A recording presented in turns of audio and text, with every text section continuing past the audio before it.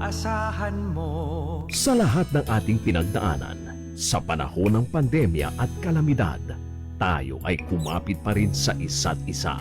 At buong tiwala ninyong ipinakita ang inyong suporta sa serbisyo at paglilingkod namin sa paghahatid ng tamang balita at impormasyon, tulong na galing sa aming puso. Kaya naman, sa latest survey ng Kantar at Nielsen, nangunguna ang mga himpilan ng RMN sa buong bansa. RMN, Number 1 sa Luzon, RMN, Number 1 sa Visayas, RMN, at Number 1 sa Mindanao. radyo ng buong Pilipinas. Buong karangalan ng mga radyoman ng RMN Networks ang maglilingkod sa inyo. Maraming salamat, RMN. Number 1, number 1. Wala nang iba. Radyo mo nationwide. Ito ang DXMY. The Music and News FM station of RMN. Sa Cotabato. 90.9. DXMY. Oras mga kasama, alas 6:02 ng umaga. Tatak RMN. Minsan, hindi mo alam kung ano ang pinag-uusapan, kung sino ang nagtatanong, at kung ano ang tanong. Ngayon, ang tenga't isipan ay buksan. Intindihin ang bawat issue dahil tayo ang apektado. Straight to the point. Ito ang balitaan at talakayan na tunay na derechahan. Walang paligoy-ligoy, tagos, lubos, umaagos. Straight to the point. Mas malamang usapan, mas mabusising talakayan, komentaryong mas mauunawaan. Straight to the point. Tatak RMN. Radio mo nationwide.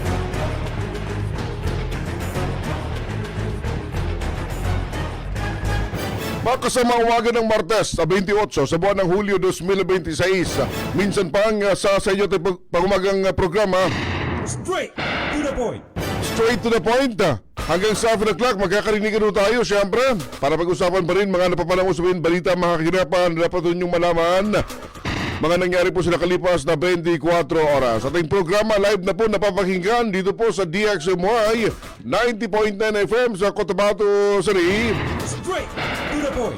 DXMY 90.9 FM sa Cotabato City, mga kasama. Magandang morning, Radyo Marebs. Magandang morning, Sir Erwin Mapia Mapita, mga kasama. Assalamualaikum warahmatullahi wabarakatuh.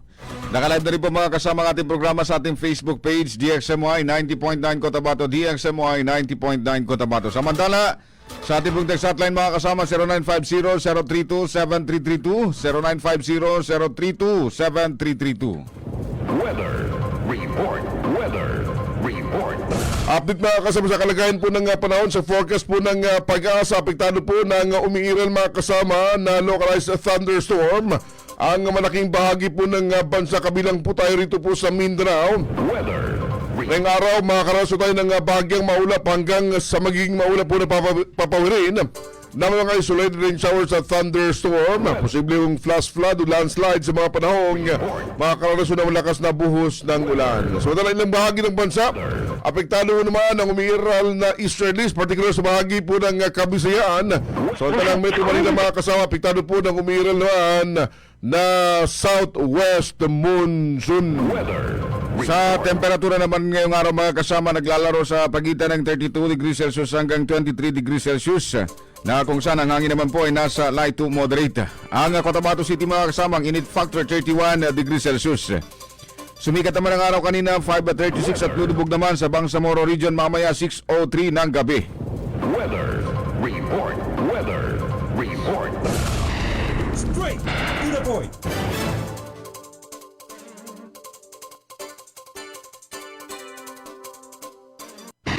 Straight to the point. Mga kasama sa muli sa pong napakagandang morning. Good morning. Straight. It's a Tuesday na Radyo Manabs. Huling Martes para po sa buwan ng Hulyo 2026, ba? Straight. Bilis ng araw and ilang araw na lang yan. Ngayon, 4 araw na lamang. Straight to the point. 4 days to go mga kasama.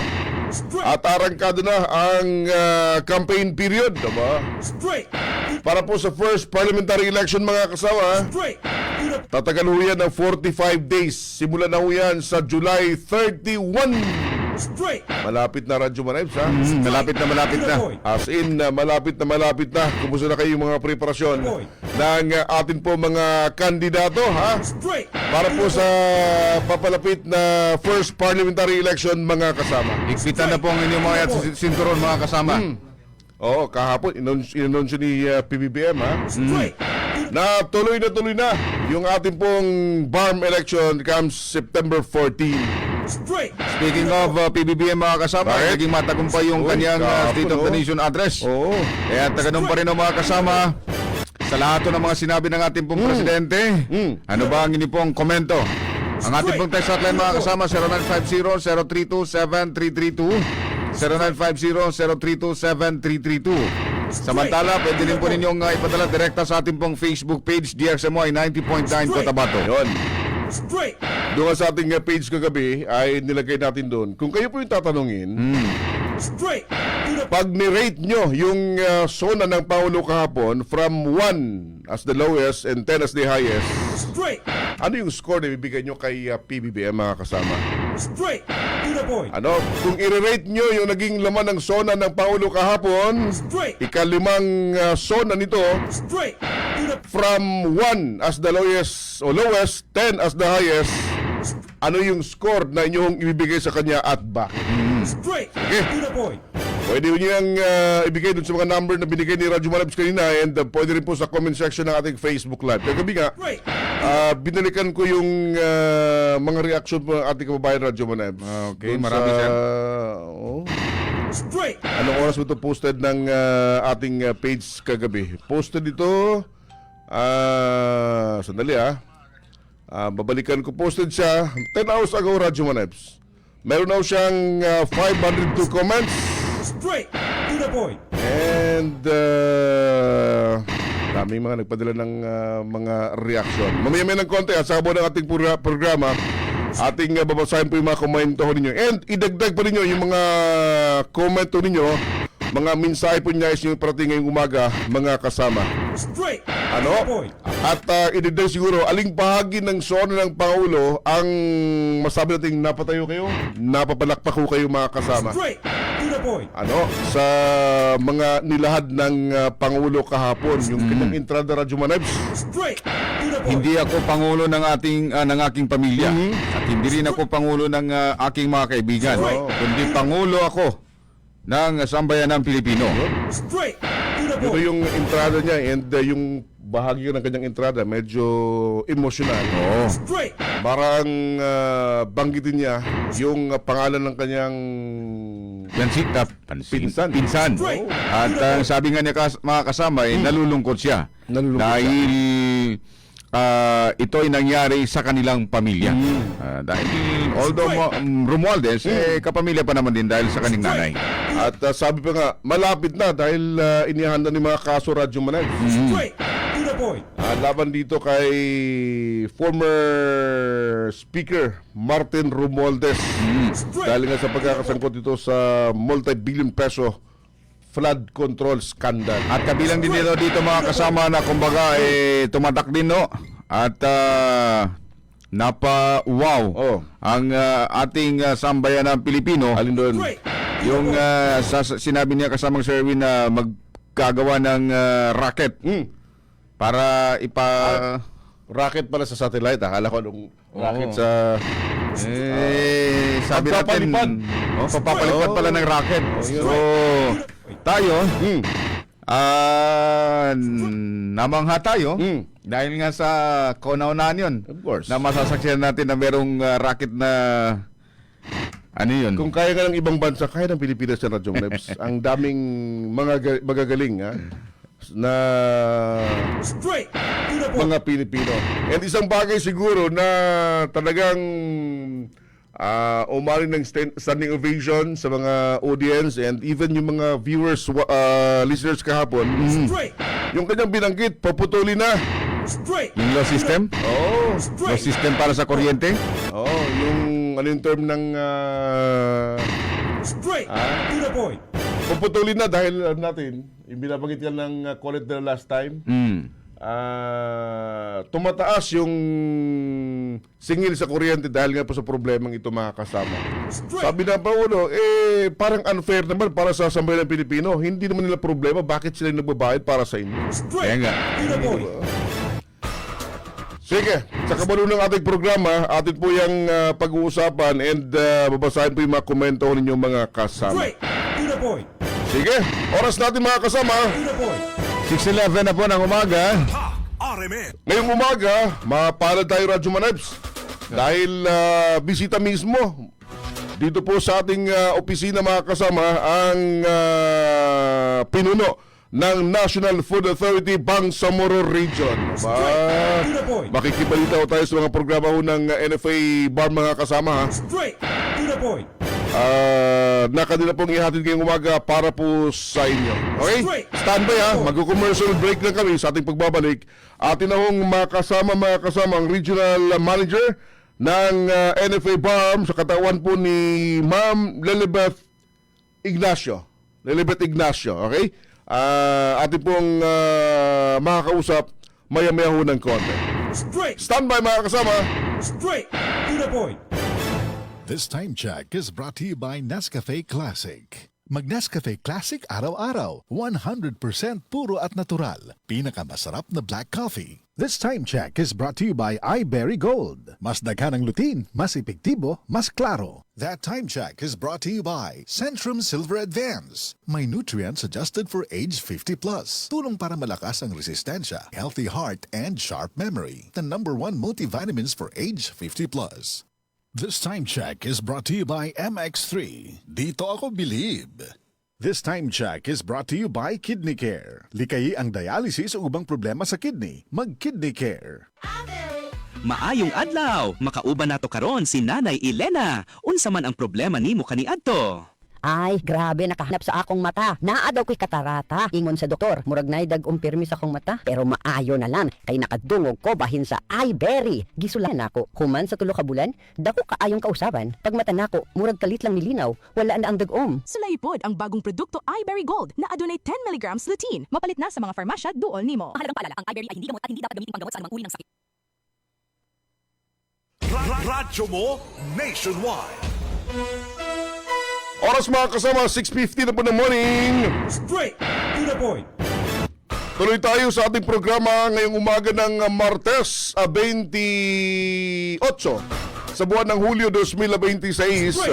Binabagit ka natin kanina bago tayo nag-commercial break, mapalad tayo ngayong morning. Bisitaw natin mismo ang Regional Manager ng National Food Authority Bangsamoro Regional Office mga kasama. Straight.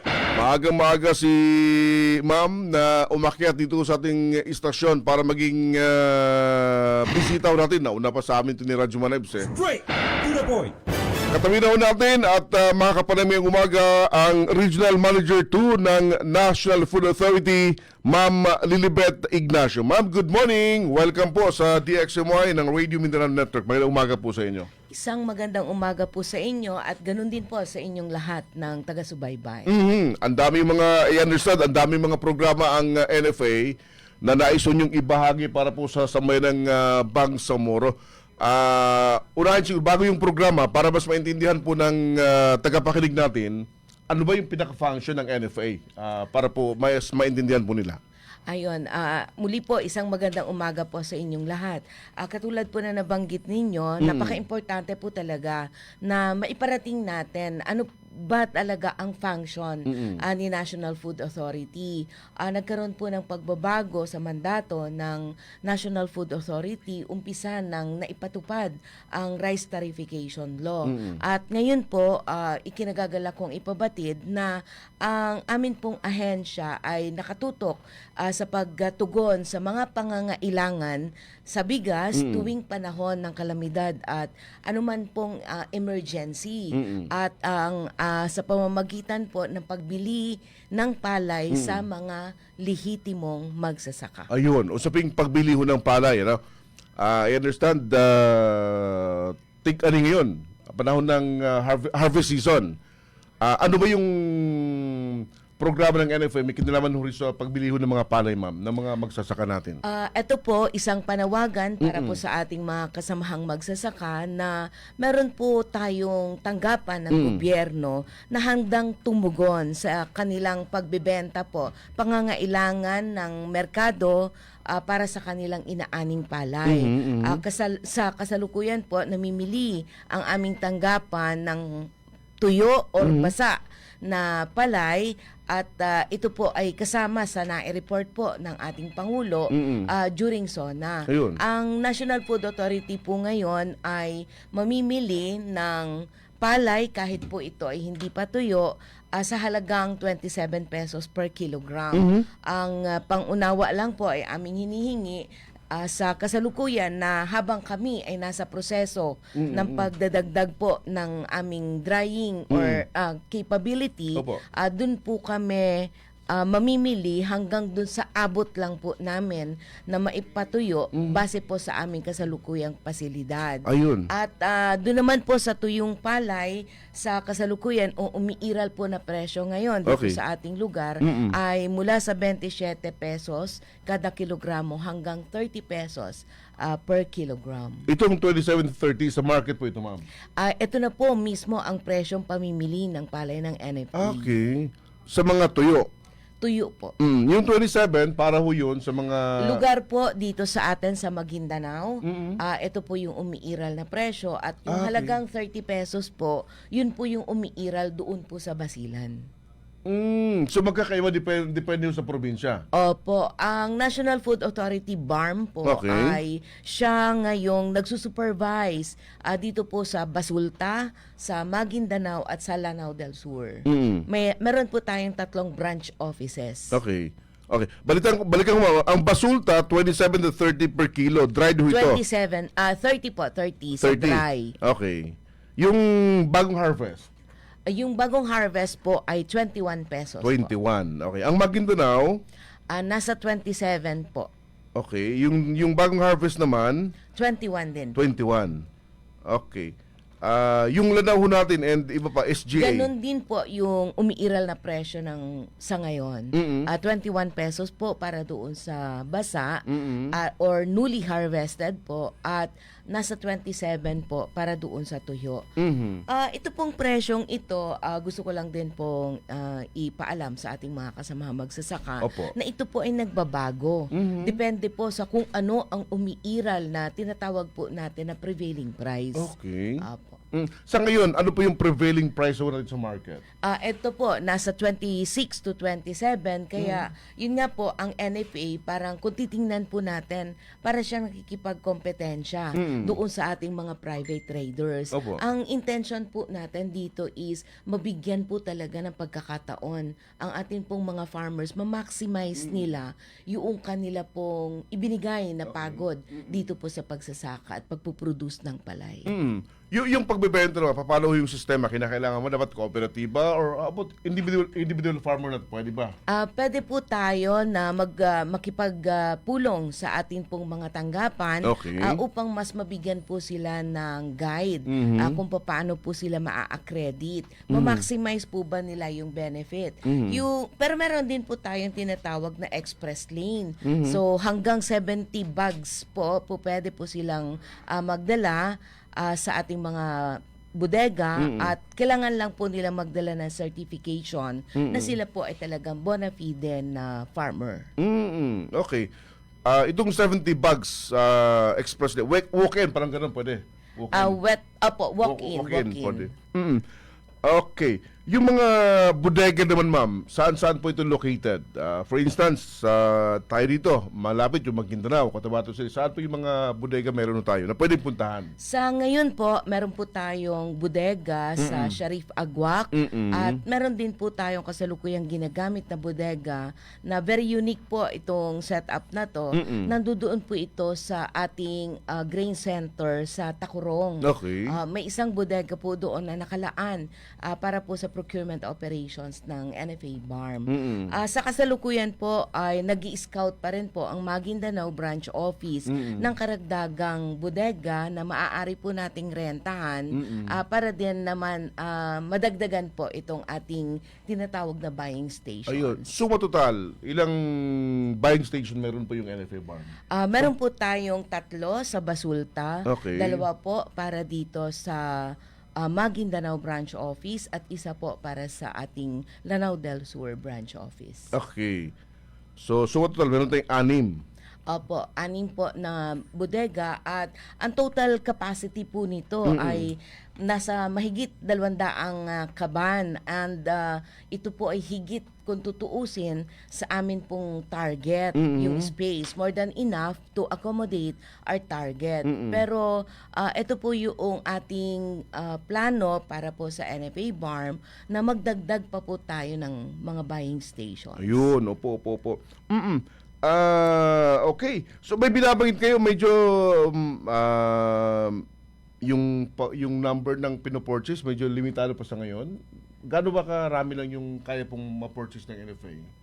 Sa totoo po, hindi po kami naglalagay ng limit. Okay. Apo, kung makikita po namin base sa sabihin na po na pagtanggap or pagtangkilik ng ating pong mga kasama magsasaka dito sa programa, napakadali po para sa amin na mag-request ng karagdagang pondo. Okay. So let's say po ang atin pong target ngayon ay nasa 30,000. Nahigitan po natin ito, magre-request lang po ulit kami ng karagdagan pa kung kinakailangang doblehin, magagawa po natin ito. Kaya nga yung sinasabi ko nga po na ang atin pong kapasidad in terms of warehousing ay more than the given target to NFA BARM. So, kung maubos po ito, hihingi lang po tayo ng karagdagang pondo. Ganun po ngayon ang sitwasyon po natin sa NFA. Okay. So sa mga farmers natin nakikinig na nanonood din, ma'am, ano yung advice po ninyo sa kanila para po dun sa mga aning palay po nila? Ang number 1 ko po na maia-advise ay tuyuin po ito bago ibenta sa kay NFA. Kahit po sinasabi ko na bumibili po kami ng basa, mas malaki po ang benefit nila kung tinutuyo po nila ng ayos ang kanila pong palay. Maaari po nilang ikumpara yung pagbili ng mga private traders sa kung paano po ang sistema ng National Food Authority. Ang isa nga lamang po na challenge para po sa amin is yung pagtanggap dito po sa ating sistema. Okay. Kung paano po natin binibili. Ang pera pong ginagamit natin, pera po nating lahat. Yeah. So, kinakailangan po natin ito na pangalagaan. And ang NFA, katulad po na nabanggit ko kanina, hindi po natin hinihingi ang sitwasyon na magkaroon ng kalamidad o emergency. Pero ito po yung pagbibigay ng assurance ng ating gobyerno na kung dadating po ang pagkakataong may emergency or calamity, nandito po si NFA para tumugon sa mga relief operations. In particular, para po dito sa bigas.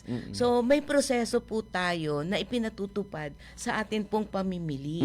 Meron pong parameters na sinasabi na kung saan kinakailangang ito ay ma-meet ng atin pong mga farmers. Meron po tayong tinatawag na percentage ng purity, meron po tayong tinatawag na percentage ng discolored and damaged kernels. So ito po yung inihihingi namin na pangunawa sa kanila na wag pong isipin na naghihigpit si NFA. Opo. Kinakailangan lang po na tuparin po natin itong parameters na ito or yung quality standards kasi ang atin pong palay ay iniiimbak muna. Correct. Hindi po katulad sa traders, pagkabili ngayon, next week, gigilingin po nila, ibebenta na kaagad ang bigas. Kay NFA, kailangan po kasi nating i-store muna ito pong palay para pag dumating po yung pagkakataon na kinakailangan natin siyang ilabas na yung katulad na sinasabi ko po, wag naman dumating Opo, yeah. na magkaroon po tayo ng emergency or calamity. Pero yun po yung purpose kung bakit po may quality specifications or yung classification po, kinakailangan natin siyang i-meet. Ayun. So dapat i-consider ng mga magbebenta, magandang klase yung palay ho nila. Opo, may 4 na klase po Okay. naman tayo ng palay na binibili ngayon. Ang tinatawag po natin, kumbaga yung pinaka-primerang klase Okay. ay PD1A. At meron din po ito po yung percentage po kasi noong sa purity. Opo. At meron din po tayong tinatawag na PD1B.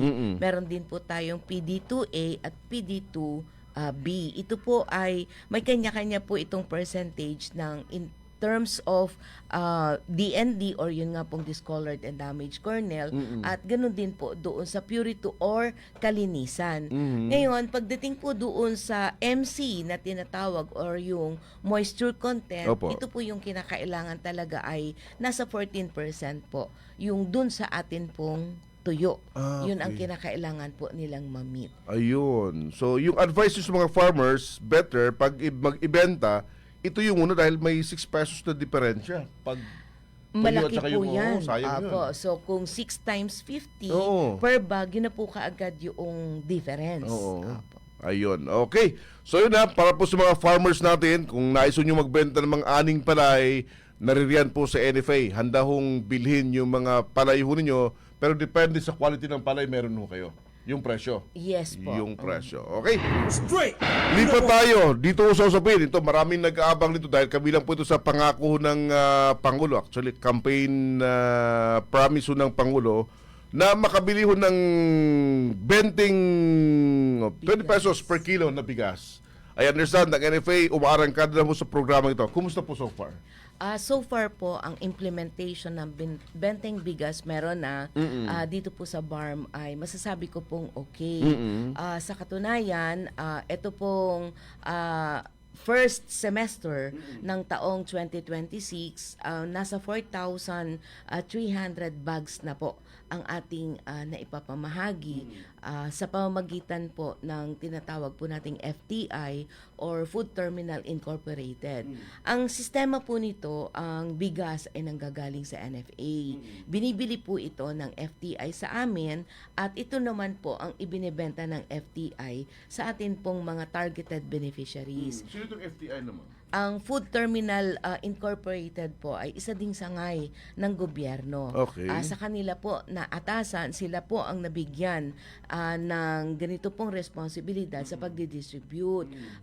Makikita lamang po nung ating mga targeted beneficiaries na ang atin pong tinatawag na redemption sites sa kasalukuyan, meron po tayong 6 incidentally, doon dito po sa tanggapan natin sa Cotabato City, meron po tayo. Sa Sharif Agwak, meron din po tayo. Meron din po tayo doon sa Basilan, sa Hulo, sa Tawi-Tawi, at ito po yung uumpisahan po yung doon sa Tacorong. Sino-sino po ang po pwedeng makabili dito? Ang tinatawag po nating vulnerable sector. So targeted beneficiaries lang po ito, hindi po talaga ito para sa lahat. Yung mga tricycle drivers, senior citizen, mga PWDs, miyembro po noong 4-piece na programa, at meron pong iba pa na fisher folks, at syempre po, mismong mga farmers. Sila po ay po pwedeng bumili. Kinakailangan lamang po magpakita ng ID, okay. bilang patunay na sila po talaga ay nagre-represent noong mga grupong akin pong nabanggit. Sa kada buwan, meron lang po dito na hanggang 10 kilo ang mabibili, pero meron din po naman na hanggang 30 kilos sa isang buwan. Okay. Yung 10 kilo per person sa isang buwan, sino po yung saklaw nito? Eto pong mga tricycle drivers, Okay. po pwede po silang bumili ng 10 kilos.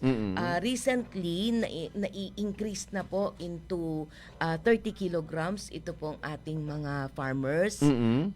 Yung fisher folks, na-increase na din po sila into 30 kilograms from Okay. 10. And then, senior citizen increased to 30 kilos na din po sila. Konting-konti na lang po itong atin pong para sa 10 kilos. Okay. So, halos lahat, 30 kilos na yung pwedeng Opo, ma-purchase. halos 10 kilos na po ang lahat. Oh, yung 30 kilos pa, pwedeng isang bili or isang buwan, balik-balik? Pwede din po, depende po sa kung sa bagay po dahil 'di ba ang 10 kilo ay nasa halagang 200 pesos. Oo, laki Kung din yun. yung buong 30 kilos po na allocation nila for the month, that's 600 pesos. So kung hindi po enough ang kanilang pondo para po sa pagbili nitong 30 kilos, pwede naman pong 10-10 lang. Ayun. Yun na, sa mga binabanggit ni ma'am ng mga sektor Straight. na pwedeng makabili ho ng bigas from 10 kilos to 30 kilos a month. Straight. To the point. Madalas yung question, ano yung, before kasi, pag sinabing NFA rice, medyo negatibo yung impression ng taong bayan. Sa ngayon, kumusta po yung quality ng bigas ng NFA, ma'am? Na gusto ko lang pong bigyan ng highlight kung papaano po namin inaalagaan ito pong atin mga napapamiling palay at nako-convert na palay into rice. Monthly, hindi nga po monthly every 21 days, meron po kaming tinatawag na pest control administration.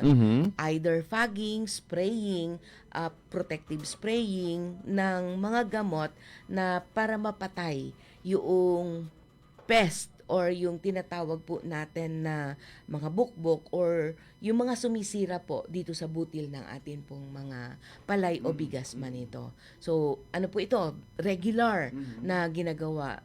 Pag dumating din naman po ang puntos na yung atin pong palay or bigas ay merong infestation like kung ito po ay heavily infested na, meron din po tayong tinatawag na fumigation. So, mas, kumbaga nag-level up ang atin pong pagbibigay ng protection. Bakit po ito importante? Kasi katulad ng sinabi ko po kanina, hindi po nag-ooperate si NFA na katulad ng private traders. Tumatagal po ito kasi sa atin pong bodega. And habang tumatagal ang atin pong pag-i-store, palay man po ito or bigas, parang katulad po sa mga gamit, habang ginagamit po natin ito, babago din po ang kalidad, kumbaga. So, dito po ngayon pumapasok yung sinasabi po naming laboratory analysis, sensory evaluation, kasi bago naman po natin ilabas ang atin pong stocks sa market, ay idinadaan po natin sa prosesong ito. Lalo na po sa sensory evaluation. Dito po na determine kung still nagbago man ang itsura ng atin pong bigas ay fit for human consumption pa po ba ito or hindi na. So palagi po ito, monthly basis po, dumadaan po sa prosesong ito.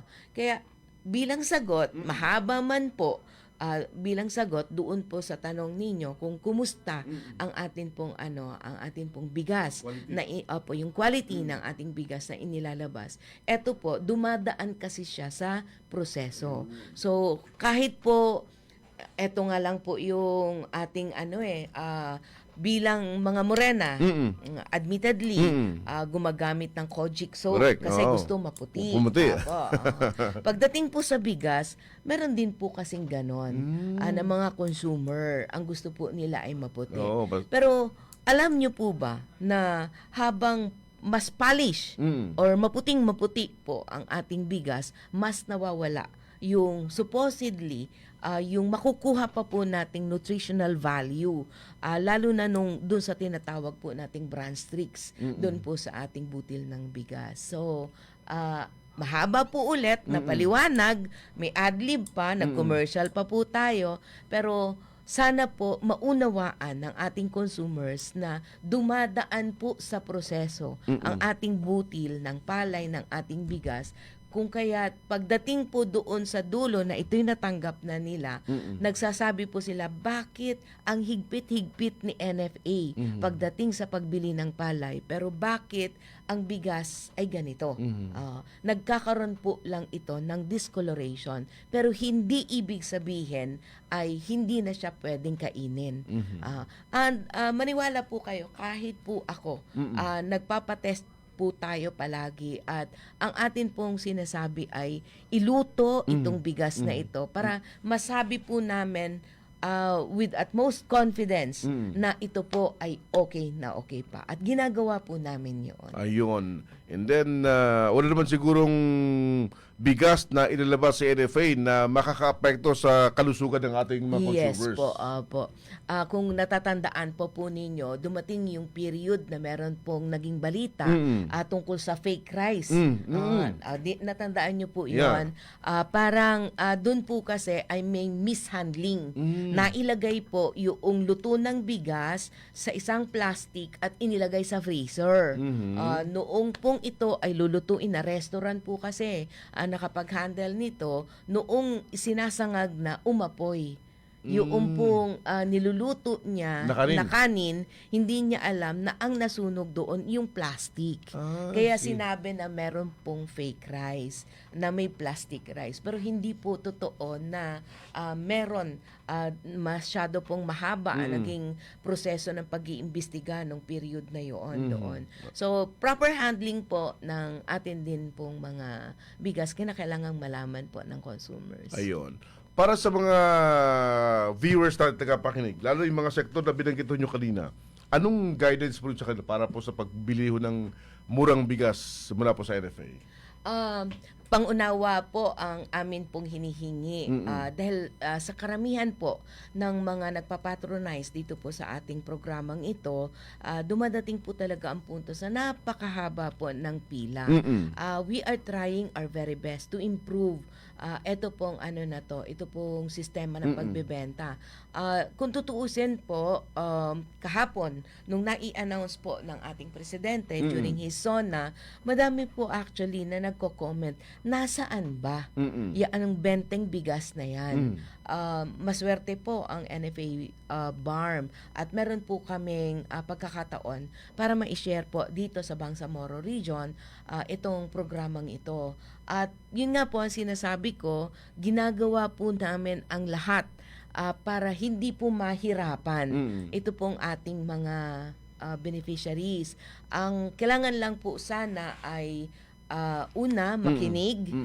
Kung halimbawa, nakabili na po, sinabi na dapat 10 kilos lang muna dahil limited po yung inventory natin, sana po ay pakinggan ito pong paalala na ito na 10 kilo muna ngayon, ito munang targeted beneficiaries na ito ngayon, and then sa susunod naman po yung iba. Ayun. In a day, ma'am, ilang kilo ba yung kayang ibenta ho ng NFA na allotted lang for that day? Ang totoo po, ang atin pong kabuuang stocks para po dito sa buong BARM ay nasa 41,000 bags.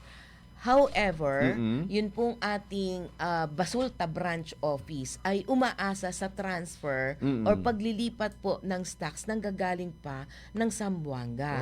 So, kung baka po sabihin ng mga beneficiaries natin na nandoon po sa Basilan, Holo at Tawi-Tawi, hindi naman ako nagsasabi ng totoo. Pangunawa lang po, ginagawa po natin ang lahat ng paraan para dire-diretso ang pagdating doon sa kanila.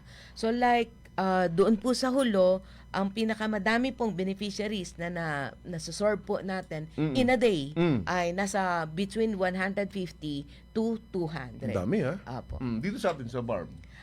Etong dito po sa Cotabato, actually po, ilang araw po natin bago maubos yung pong isang truckload na bigas. Yung isang truckload, mga ilang bags? Mga 200 to 250 po ito. Okay. Sige. Isa pang tanong siguro ng ating po mga kababayan, yung mga sektor outside sa binanggit natin kanina, fishermen, yung mga na-enumerate kanina, sila ba'y pwedeng makabili ng bigas sa NFA? Pansamantala po, meantime, na wala pa po at hindi pa na ibabalik yung regulatory function ni NFA, ito lang pong mga nabanggit na mga sector ang po pwede pong bumili. Pero alam nyo po, House Bill number 1 ay alam ko po nasa Senado na ito at soon ito po ay madidesisyonan kung aaprubahan na po ba or hindi pa. At pag naibalik po yung regulatory function ni National Food Authority, babalik po yung ating pagbebenta ng bigas sa merkado. Na-open sa lahat. Na-open po sa lahat. Ayun. Yung pagbebenta ng benting bigas, hanggang kailan po ito? Katulad po ng nai-announce ng atin pong Pangulo, ito po ay dire-diretso at maaaring, since ito po ay programa niya, maaaring ito po ay hanggang taong 2028. Hanggang matapos yung termino ho niya. Yes. Ayun, malinaw. Straight. Ma'am Lilibet, kami po nagpapasalamat ng marami sa inyo pong pagbisita, personal mismo, dito po sa ating programa para ibalita itong mga magandang information mula po sa inyo pong tanggapan. Siguro, paanyaya po ninyo sa ating mga viewers, mga listeners po ngayong umaga.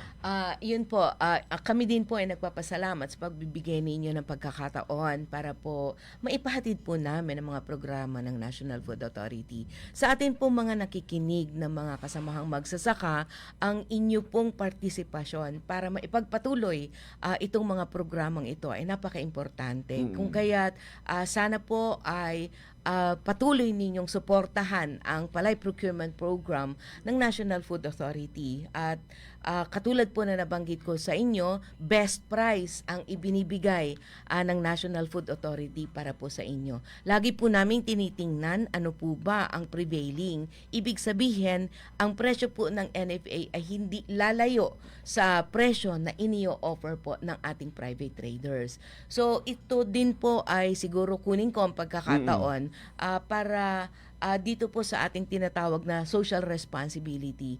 Napakaganda po siguro sa pakiramdam ng ating mga magsasaka na sila po talaga ay tumutugon dito sa panawagang ito. Yung responsibilidad nating panglipunan ay nabibigay po natin at masasabi po natin talaga na tayo ang nagpapakain dito po sa ating bansa. Ayun. Ma'am, salamat again and hopefully mabisita ho ninyo muli ang DXMY para po sa mga programa po ng NFA. Maraming salamat din po at magandang umaga po. Thank you very much po. Mga kasama po napakinggan ang Regional Manager ng NFA BARM, si Ma'am Lilibet Ignacio.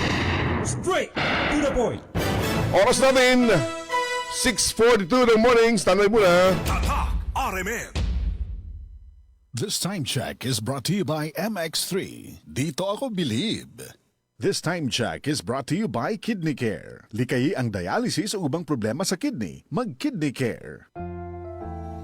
At age 50 pataas, posible ang good quality of life kapag tama ang level ng nutrients sa katawan. Piliin ang doctor-prescribed Centrum Silver Advance. Ang kumpletong formula nito ay mahigit sa 25 nutrients na tumutulong sa immunity, healthy heart at sharp memory with proper diet and exercise. Alam niyo ba, ayon sa clinical research, ang pag-inom ng Centrum Silver Advance araw-araw kasama ang tamang pagkain at exercise ay nakatutulong sa memory habang tumatanda. Napapanatiling matalas ang isip, malinaw ang memorya at maayos ang nakaka-focus. Ang mga nasa edad 50 pataas ay matutulungang magkaroon ng good quality of life kung iinom sila ng Centrum Silver Advance kasabay ng tamang pagkain at exercise. Take Centrum Silver Advance daily. Ito ang Medifax for Centrum. Multivitamins plus minerals is a generic name of Centrum Silver Advance. If symptoms persist, consult your doctor. Centrum Silver Advance. May nutrients adjusted for age 50 plus. Tulong para malakas ang resistensya, healthy heart, and sharp memory. The #1 multivitamins for age 50 plus. This newscast is brought to you by iBerry Gold. Mas daghan ang lutin, mas epektibo, mas klaro. Si Mommy at si Washing Machine believe sa Pride Washing Machine Detergent. Hello, Washi! Hello, Mommy! Laundry day na naman!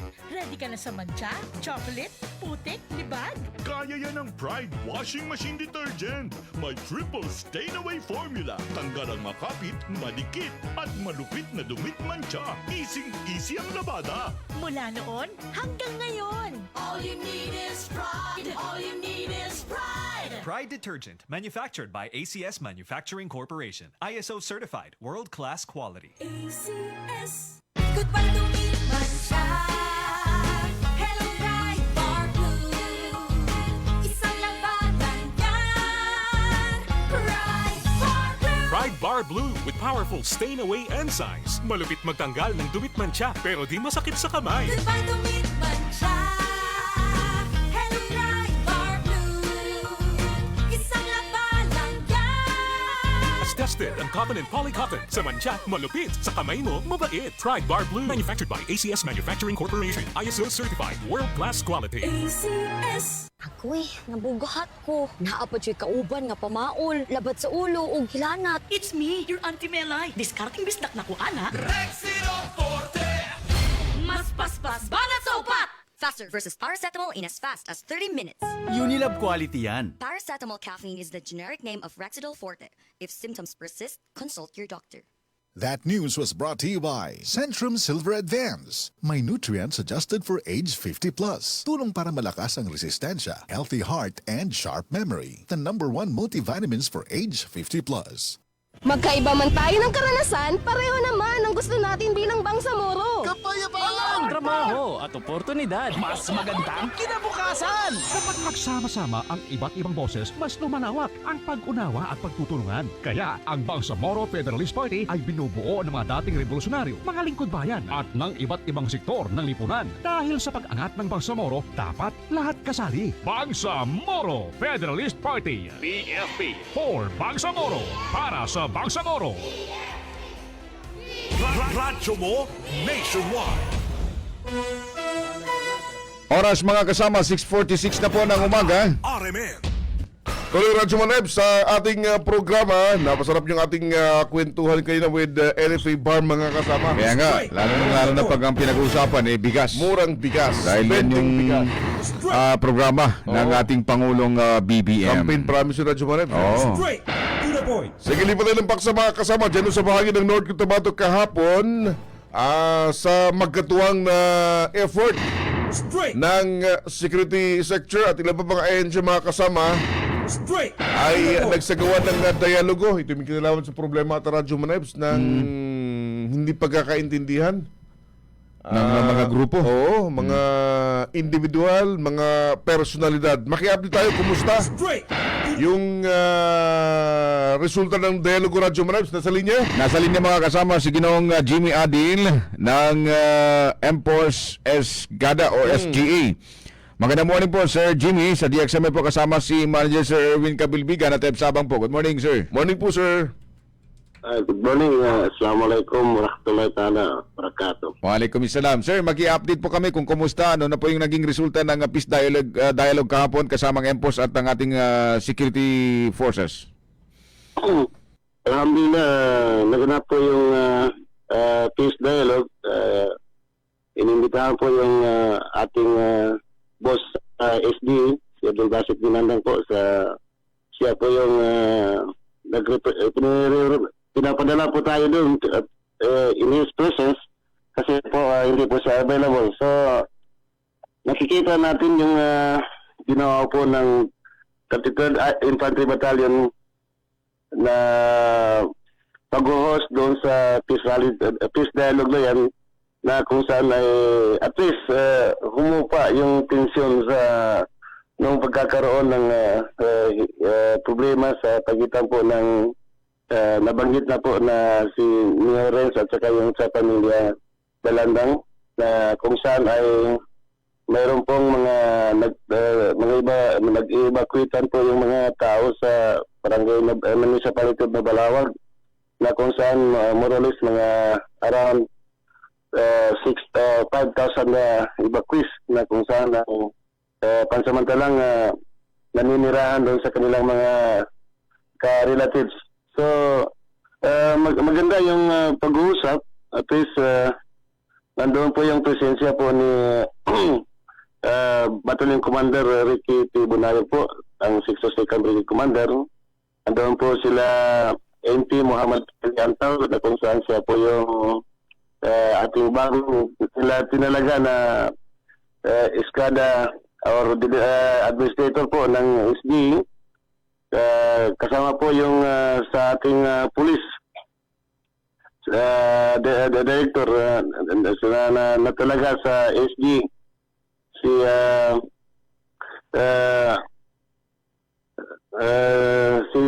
Colonel Bagundol. Bagundol. Opo. Opo, Sir John Bagundol. Opo. So yun po ang malaki yung mga nangyari kahapon na nag-uusap. At least Nandun po si Commander Hound, yung interim base command, sa pagsasalita po ng mga iba't ibang imbitadong nakikita natin na malaking pagbabago na mangyari sa hala. Opo, itong ginawang peace dialogue, Sir Jimmy, unang pagkakataon ba ito? Actually, dito sa problema ng dalandang at saka tukuran, ito yung nakikita ng ating authority na dapat bigyan daan ng pag-uusap para marinig yung bawat isang standpoint ng bawat isa. So, yung pamilya na dalandang kasi sila po yung namatayan, so nakikita natin na pinapaubayan na nila sa authority, nagkakaroon na sila ng pag-uusap na lagay na sa batas kung ano yung mga claim or mga demand nila regarding sa pagkamatay ng Kagawad Adonasir Dalandang. Sa side po ng Tukuran family, nakikita rin natin na meron ding chance na may paliwanag po nila yung kanilang side dahil sila yung nagiging katunggali po ng Dalandang. So may pagkakataon na mapag-usapan, mabigyan daan yung kumbaga proseso ng batas sa ganung kasing proseso, pag-uusap. Opo, sir, may narating ba itong nasabing peace dialogue na ito? Kasunduan. Kasunduan po. So yung nangyari kahapon na actually kung titingnan mo yung problema sa Municipality of Balawag ay marami kasing nangyayari dyan na mga gila po ng mga grants na kung saan nakikita natin na talagang ang impos at saka kay President Sir N.T. Anto po ay puspusan sila na naghahanap ng paraan kung paano ba masiwata yung mga ganun klase mga So ito lang bago na hindi na manage ng grupo dahil po sa incident nito, dahil doon sa shooting incident na nangyari sa Kadayangan. So kung titingnan natin na ang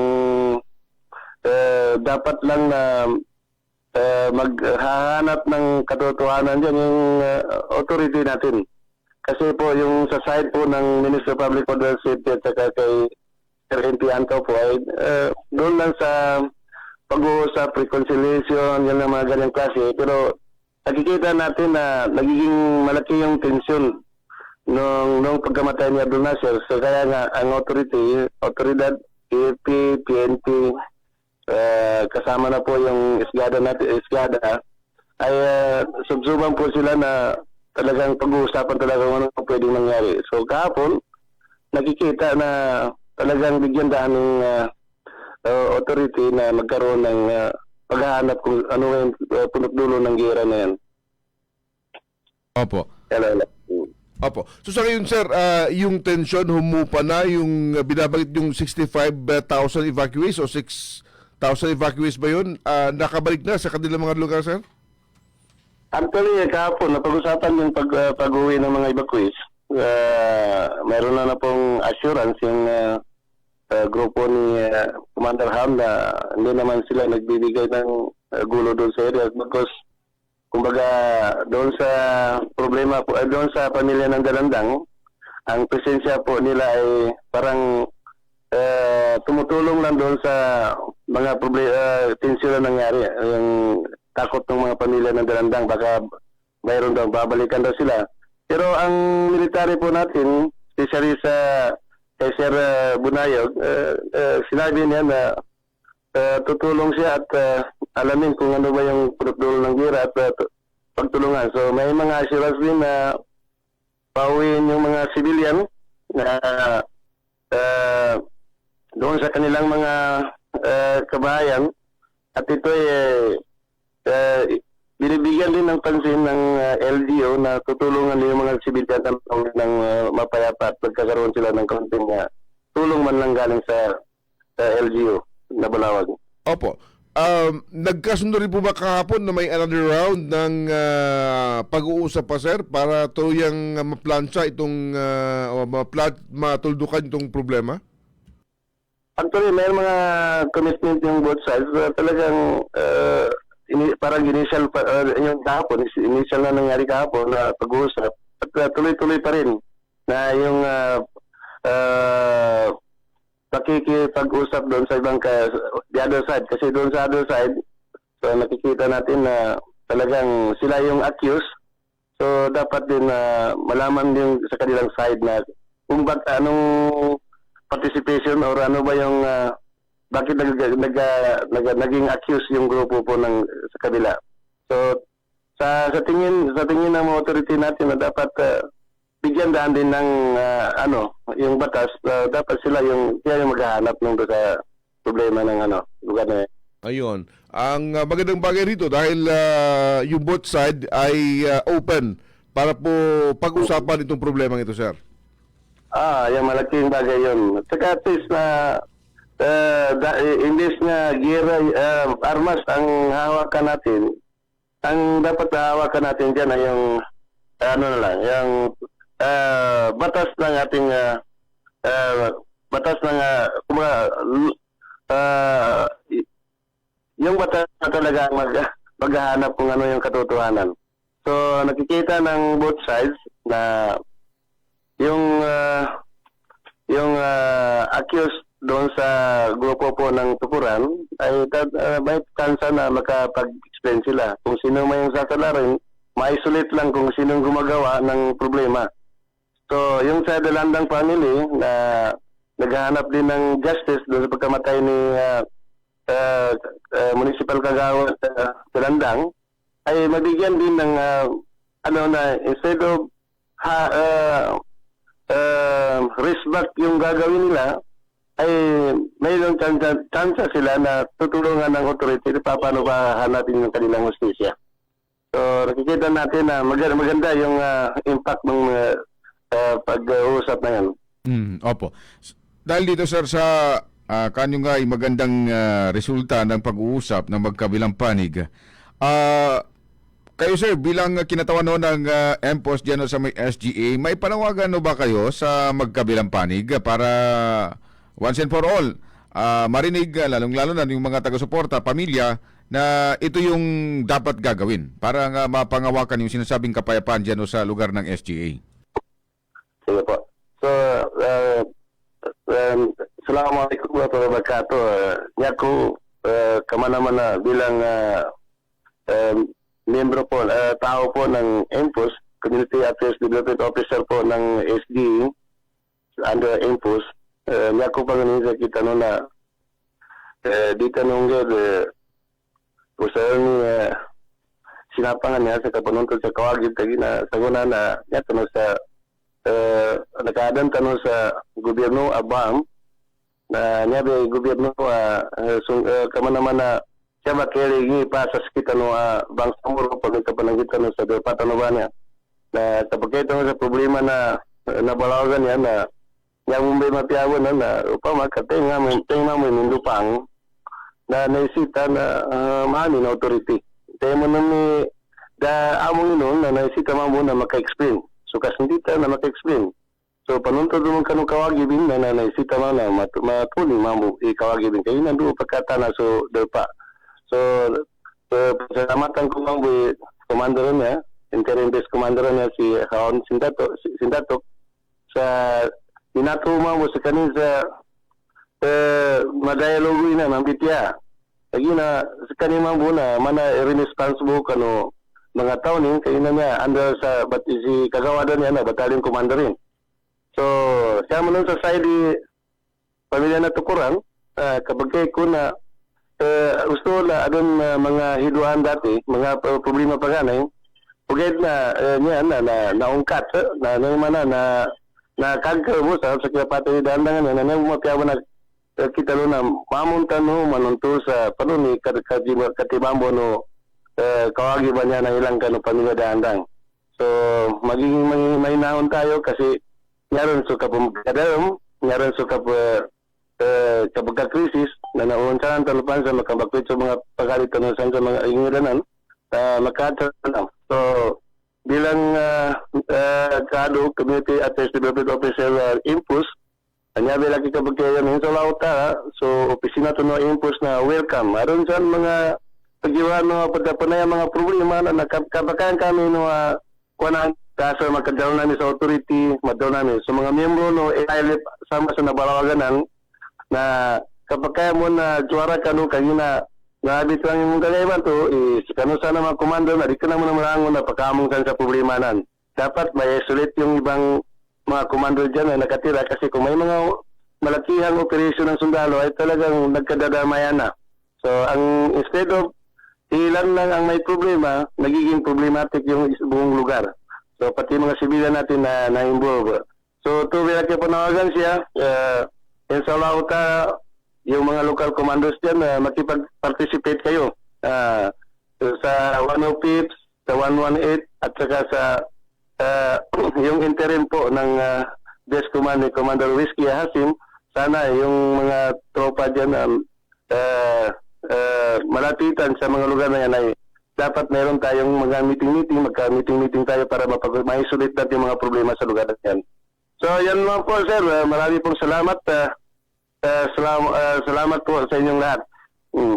Opo. Maraming salamat po Sir Jimmy Adil sa oras impormasyon na hindi pong ibinahagi dito po sa ginawang Peace Dialogue dyan po sa SJ. Magandang umaga po. Maraming salamat po. Okay, maraming po salamat.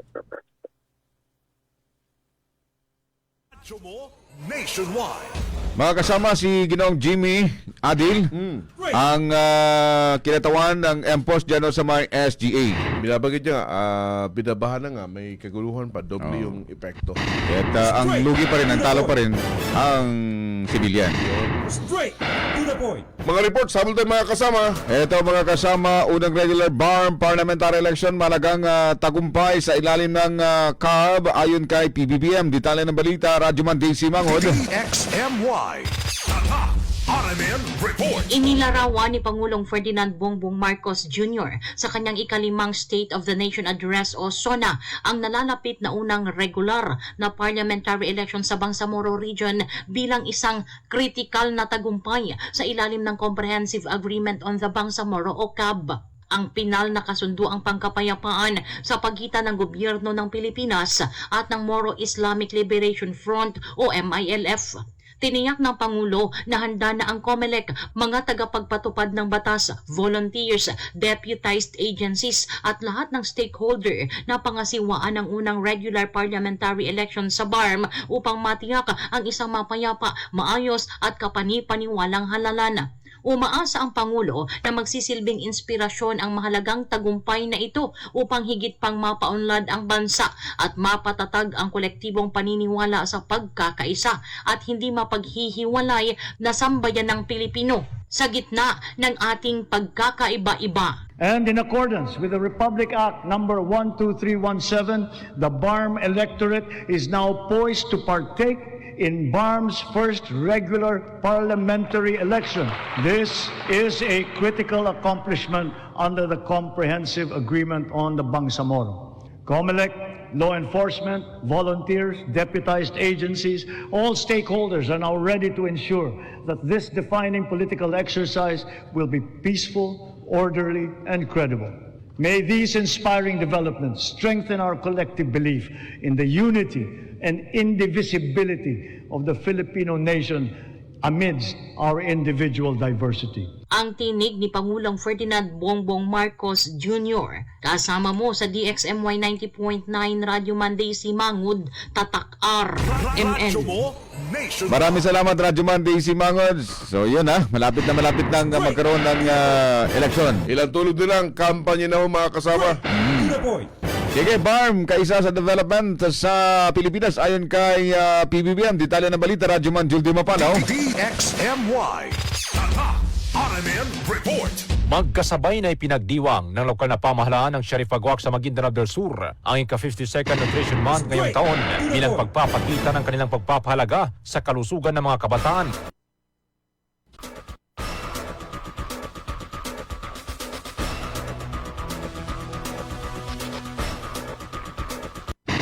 Straight to the point. Babalik natin si Radyo Manjul Meme ng konti.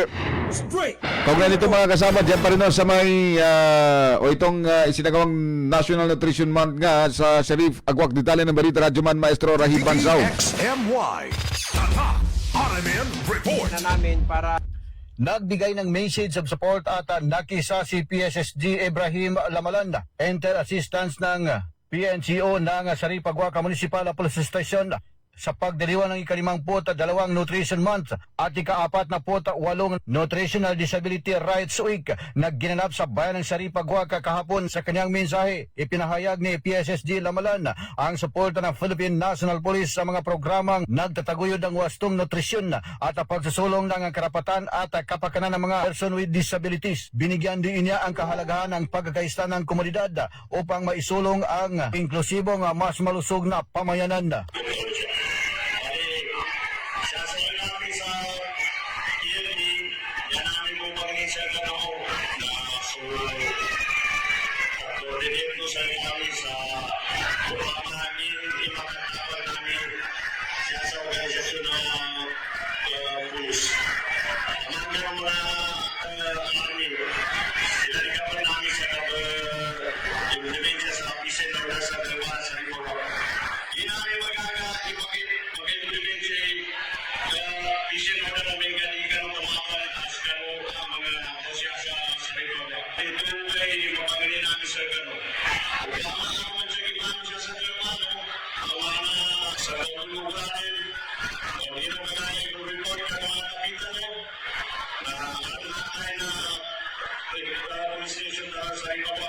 Sama mo sa DXMY 90.9 Radyoman Maestro Rahib Bansaw Tatak RMN. Straight to the point. Maraming salamat, Radyoman Maestro. Samantala, balikan natin si Radyoman Jul Di Mapalaw sa balitang kabilangang BARM sa development sa Pilipinas. Kaisa ang Bangsamoro Autonomous Region in Muslim Mindanao BARM sa pagsusulong ng kaunlaran sa pamamagitan ng pagpapalakas ng sektor ng enerhiya ayon kay Pangulong Ferdinand Marcos Jr. sa kanyang State of the Nation Address kahapon ng hapon. Sa kanyang pahayag, dalawa sa mga bagong iginawad na petroleum service contracts ay magkatuwang na pamamahalaan ng national at ng BARM government. Kaunahan naman ito sa kasaysayan ng politika na magkakaroon ng ganitong uri ng pamamahala sa petroleum service contracts na layong isulong ang seguridad sa energy at mas mapalawak kumano ang lokal na pagpapaunlad ng sektor ng energy sa rehiyon ng Bangsamoro. Ipinahayag din ng Pangulo na ang BARM ay may matatag na suporta nito sa pagtatayo ng mga hydrogen power plant bilang bahagi ng pangmatagalang plano upang mapalakas ang supply ng enerhiya at maisulong ang mas matatag at napapanatiling pagunlad sa Bangsamoro.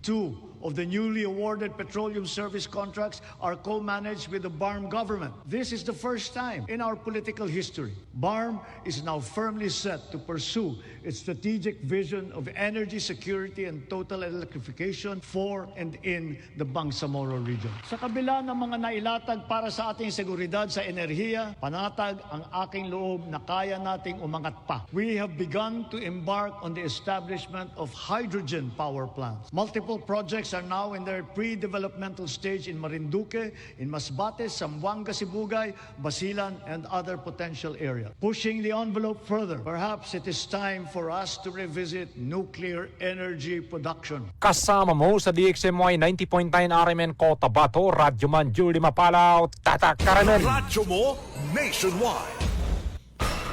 Maraming salamat, Radyoman Jul Di Mapalaw sa balitang yan. Straight to the point. Happy birthday. Happy morning pala, Radyo Manals. Ay